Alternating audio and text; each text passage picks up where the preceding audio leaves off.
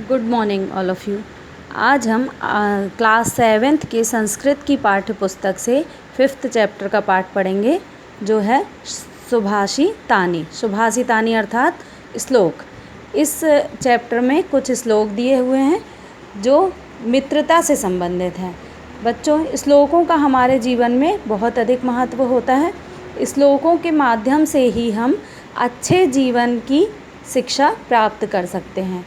इन श्लोकों में आज जो हम पढ़ने वाले हैं, इन श्लोकों में अच्छे मित्र के विषय में दिया हुआ है। मतलब मित्रता हमें किस तरह के व्यक्तियों से करनी चाहिए और किससे नहीं करनी चाहिए। मित्रता का बहुत प्रभाव पड़ता है हमारे व्यवहार आचरण में। अगर हमारे मित्र अच्छे होंगे तो हम भी आगे अच्छे मार्ग पर जाएंगे, और अगर बुरे लोगों से हम मित्रता करते हैं तो हमारा आचरण भी बुरा ही होता है। अब मैं इन श्लोकों का एक एक करके पाठ करूँगी और इनके अर्थ आपको बताऊँगी। आपातकाले तु संप्राप्ते यद मित्रम मित्रमेव तत्, वृद्धिकाले तु संप्राप्ते दुर्जनः अपि सुहृद भवेत्। इसका अर्थ है, जो व्यक्ति विपत्ति काल में भी मित्र बना रहता है वही सच्चा मित्र है। अर्थात हमारे बुरे समय में ही हम अपने अच्छे मित्र की पहचान कर सकते हैं। हमारा बुरा समय चल रहा है और जो व्यक्ति हमारा साथ देता है वही हमारा सच्चा मित्र है। संपत्ति काल मतलब अच्छे समय में तो दुर्जन भी मित्र बन जाता है, मतलब बुरे लोग भी अच्छे समय में मित्रता ही दिखाते हैं। अगला है यथा चित्तम यथा वाचः, यथा चित्तम तथा वाचः, यथा वाचः तथा क्रिया। चित्ते वाची क्रियायाम च साधूनाम एक रूपता। अर्थात अच्छे लोग वही बात बोलते हैं जो उनके मन में होता है, मतलब वो दिखावा नहीं करते। जो अच्छे सही व्यक्ति होंगे वो जैसा बोलते हैं उनके हृदय में भी वही बातें होती हैं, वही और जैसा बोलते हैं वैसा ही करते हैं। ऐसे पुरुषों के मन, वचन व कर्म में समानता होती है। लेकिन जो दुर्जन व्यक्ति होते हैं, बुरे व्यक्ति होते हैं, वो बोलते कुछ हैं और करते कुछ हैं और अंदर उनके कुछ और होता है। थर्ड है आपका ना कश्चित मित्रम ना कस्यचित् कश्चिद् रिपुः, व्यवहारेण एव मित्राणि जायन्ते रिपस्थिता। अर्थात ना कोई किसी का मित्र होता है, ना कोई किसी का शत्रु होता है। व्यवहार से ही मित्र या शत्रु बनते हैं। यदि हमारा व्यवहार अच्छा होगा तो सभी लोग हमें पसंद करेंगे और हमारे मित्र बनना चाहेंगे, परंतु अगर हमारा व्यवहार अच्छा नहीं होगा तो सभी हमारे शत्रु होंगे और हमसे बात करना पसंद नहीं करेंगे। इसलिए हमें अपना व्यवहार अच्छा रखना चाहिए, हर किसी से अच्छी तरह से बात करनी चाहिए। अब है आपका फोर्थ, दुर्जनेन समम सख्यम द्वेषम चापि न कार्येत, उष्णः दहति चांगगारः शीतः कृष्णायते करम। अर्थात दुर्जन जो कि कोयले के समान होते हैं। दुर्जन अर्थात बुरे व्यक्ति किसके समान होते हैं? कोयले के समान होते हैं।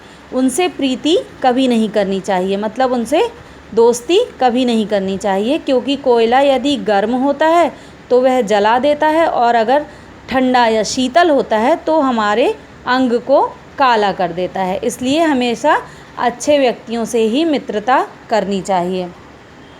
फिर है आपका षड्दोषाः पुरुषेणेह हातव्या, भूतिमिच्छता निन्द्रा तंद्रा भयम क्रोधम आलस्यम दीर्घ सूत्रता।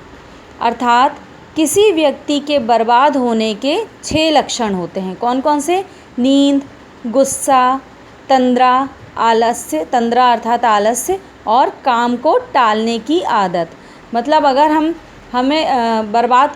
किस चीज़ों से बर्बाद हो सकते हैं? नींद, जो बहुत अधिक सोते हैं और अपना काम कल पर टाल देते हैं और बात में गुस्सा करते हैं, आलस्य से भरा हुआ उनका जीवन होता है, वे लोग कभी भी तरक्की नहीं कर पाते, अर्थात बर्बाद हो जाते हैं। तो मैंने आपको आपके इस सुभाषितानि में 5 श्लोक दिए हुए हैं, इनके मैंने आपको अर्थ बताए। अगर आपको कुछ समझ में ना आए तो आप मुझसे पूछ सकते हैं। इनको मैं लिख के आपको PDF सेंड कर दूँगी। आगे आपकी एक्सरसाइज है जिसमें आपके ऑप्शन दिए हुए हैं, 2 ऑप्शंस दिए हुए हैं जिसमें से एक आपका राइट आंसर है। कस्मिन् काले दुर्जनः अपि सुहृद् भवति, मतलब किस समय दुर्जन बुरे व्यक्ति अच्छा आचरण करते हैं वृद्धि काल में, मतलब हमारा जब वृद्धि काल होता है तब सभी हमारे मित्र बन जाते हैं। कै सह प्रीति ना कार्येत, मतलब किसके साथ मित्रता या प्रीति नहीं करना चाहिए, दुर्जना है मतलब बुरे व्यक्तियों के साथ प्रीति नहीं करनी चाहिए। मित्राणि रिपवः च कथं जायन्ते व्यवहारेण, शीतलः अपि कः करं कृष्णायते अंगारः, भूतिमिच्छता पुरुषेण ही किं हातव्या षड्दोषाः। ठीक है, हमें कितने 6 दोष हमें बर्बाद कर सकते हैं। इसके बाद आपके विलोम पद दिए हुए हैं, मतलब कुछ शब्द दिए हुए हैं जिनके हमें विलोम शब्द लिखने हैं, विलोम पद लिखने हैं। विलोम का अर्थ होता है उल्टा। मित्रम रिपुः, दुर्जनः सज्जनः, सख्यम द्वेषम, उष्णः शीतलः, दोषाः गुणाः।